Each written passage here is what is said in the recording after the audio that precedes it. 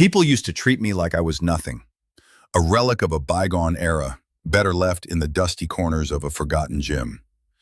When I, Ezekiel Miles, strolled into Titan's gym at 72, the loud laughter of young fighters echoed off the walls, a cacophony of youthful bravado drowning out my creaky joints and faded hoodie.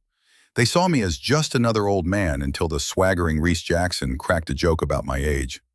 The laughter that ensued was a wave of dismissiveness, crashing over me, solidifying my status as an outsider. Unauthorized. But I wasn't just some relic. I was a boxer once, and I still had something to prove. When Reese challenged me to a spar, the gym buzzed with anticipation. "No headgear, just gloves," I replied calmly, taking my time to study his movements in the first round. I could hear the laughter fading as disbelief seeped into the crowd. Could this decrepit old man still fight? And then it happened. A single uppercut that shattered their expectations and sent Reese crashing to his knees. The room plunged into silence, their laughter replaced by awe. They were finally seeing me, not as a ghost of the past, but as a warrior still standing.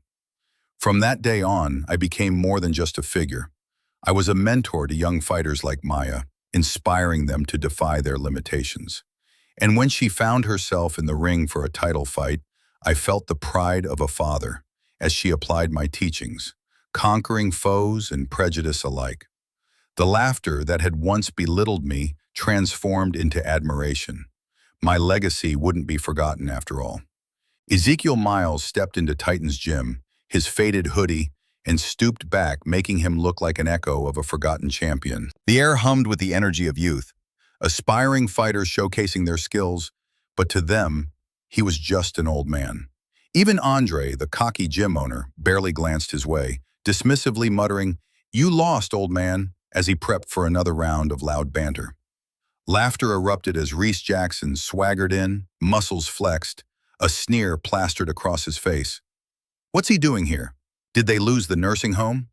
The crowd roared, their amusement slicing through Ezekiel, leaving a jagged wound. Ezekiel's brow furrowed, but he held his tongue, opting instead to offer a small tip to Maya, a promising young fighter with shining eyes. "Keep your guard up and don't lose focus," he said softly. She nodded, intrigued, but the laughter around him drowned out the moment. "Come on, old man, let's spar," Reese taunted, the crowd buzzing with anticipation. Ezekiel met his challenge with calm resolve. No headgear, just gloves. The faces in the gym shifted from laughter to disbelief. He observed in the first round, purposeful and stoic, letting Reese dance to his rhythm. Then, an unexpected surge. Ezekiel engaged, delivering an uppercut that sent shockwaves through the gym. Silence replaced laughter as Reese crumpled to his knees, disbelief painted on every face. Ezekiel stood there, humble in victory, while a new dynamic unfolded. The laughter vanished, replaced by the respect he had long deserved. In that moment, he transformed from the ridiculed to the revered, a mentor rising from the ashes of mockery. Ezekiel Miles stood silently in the corner of Titan's gym, the sounds of youth and ambition swirling around him like a tempest. To the fighters, he was a mere specter, a ghost of glories past, his faded hoodie and weary joints only reminders of what once was. Laughter erupted when Reese Jackson strutted in, his bravado palpable. "What's this, an old-timer looking for a comeback? You lost, old man." The gym buzzed, energy crackling with mockery. Taken resentment simmered beneath Ezekiel's stoic exterior as he absorbed the taunts. He watched the young fighters, their energy infectious yet overwhelming. It stung more when he spotted Maya, a bright, promising prospect who had briefly acknowledged him with a glimmer of respect. He had offered her a boxing tip earlier, a moment of connection in this competitive ocean. Yet now, as Reese challenged him to a spar, the laughter returned, drowning out any hint of support. Ezekiel's heart raced, not with fear, but with frustration. "No headgear, just gloves," he replied, his voice steady, surprising even himself. The crowd's anticipation escalated, cameras clicked and phones rose like a digital swell as the first round began. He remained motionless, a statue in the tempest, studying Reese's every move, feeling the laughter of the crowd as an echo of his isolation. Then something shifted. In one fluid motion, Ezekiel saw his opening. The uppercut came like a sudden flash of truth, punctuating doubt. The gym fell into silence as Reese crumpled to the canvas. Disbelief etched across the faces surrounding him. For the first time, they saw him, not as an old man, but as a fighter. As the shock settled, so did an unfamiliar sense of possibility. The energy in the room was transformed. Laughter faded, replaced by gratitude and newfound respect, buried for too long beneath the clamor of youth. Ezekiel stood in the gym, the laughter from Reese and the others ringing in his ears. He felt the weight of years pressing down, yet something stirred within him. When Reese laughed, "You lost, old man," instead of retreating, Ezekiel met his gaze, a smirk playing at the corners of his lips. "Maybe not just yet," he replied, surprising even himself with the steadiness of his voice. His decision to accept the challenge began as a whisper of resolve. As the match commenced, Ezekiel stayed back, meticulously studying Reese's movements, the rhythm of youth he once commanded. Each jab from Reese was countered with a flicker of patience. The crowd shifted, whispers morphed into hushed uncertainty. Then, everything changed in a heartbeat. With a surge of clarity, Ezekiel saw his moment. As Reese lunged, he sidestepped, delivering an uppercut that echoed in the stunned silence. Reese crumbled, disbelief washing over the onlookers. Ezekiel felt a spark of triumph, not arrogance, but pure recognition of his long-lost skills. Afterward, training alongside Maya, he spoke with quiet authority. "Focus on your footwork, it's your foundation." She nodded, inspired by his knowledge, and pushed herself harder with every session. "We've got this," she assured him before her title fight, a shared determination illuminating their bond. When she lifted the championship belt, her eyes found him in the crowd, and she pointed, a silent acknowledgement of his unwavering presence. Ezekiel's heart swelled. He had reclaimed not just his confidence, but a legacy, a place of importance in a world that had overlooked him.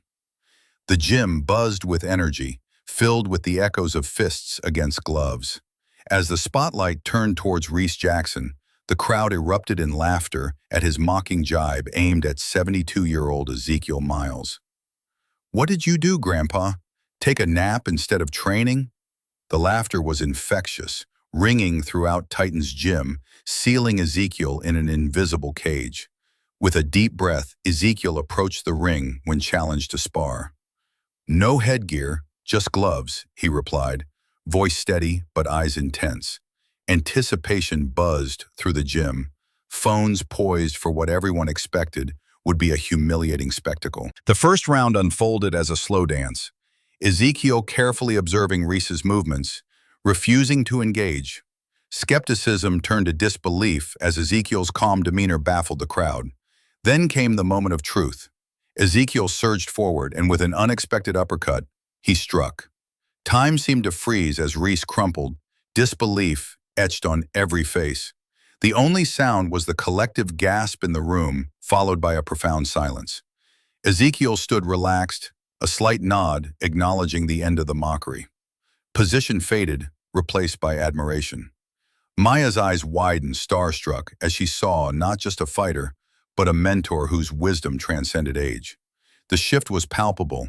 No longer the object of ridicule, Ezekiel became a symbol of respect. Afterward, while Reese nursed his pride, frustration transforming into humility, Ezekiel offered a hand to the fallen. Days turned into months, and Ezekiel's subtle influence reshaped the gym. Maya, carrying his teachings into the ring, finally earned her title shot. With Ezekiel in her corner through every bump and scrape, she faced an opponent determined to play dirty. Remembering his lessons, she fought with tenacity and skill, earning her victory in a climactic moment. As she raised her hands in triumph, she pointed at Ezekiel, her unwavering support. The gym erupted in applause, a tribute to a man once overlooked, now celebrated as a beacon of wisdom and resilience. In that moment, Ezekiel's legacy had begun, and the voices of those who once doubted him transformed into a chorus of respect and recognition, echoing the true spirit of boxing, pride in one's roots, and the journey of redemption. In the quiet aftermath of that moment, I can't help but reflect on how swiftly perceptions shifted. From being just an old man in a faded hoodie, I became a reminder of resilience and skill, a burst of light in a space that had once dismissed me. It's a humbling truth that sometimes, in the throes of laughter and mockery, all it takes is a single, powerful action to shift the narrative. The young fighters now approach with respect rather than ridicule, and that's a lesson in itself. I didn't seek revenge, nor did I look to topple a rival. I merely stood my ground, revealing that age doesn't diminish the spirit or knowledge. Maya's success, steeped in loyalty, became a collective victory, a testament to mentorship that transcends the ring. Selection. So I ask you, have you ever had someone treat you like that? Did it shape how you view strength, respect, and the journey we all share? Share your experiences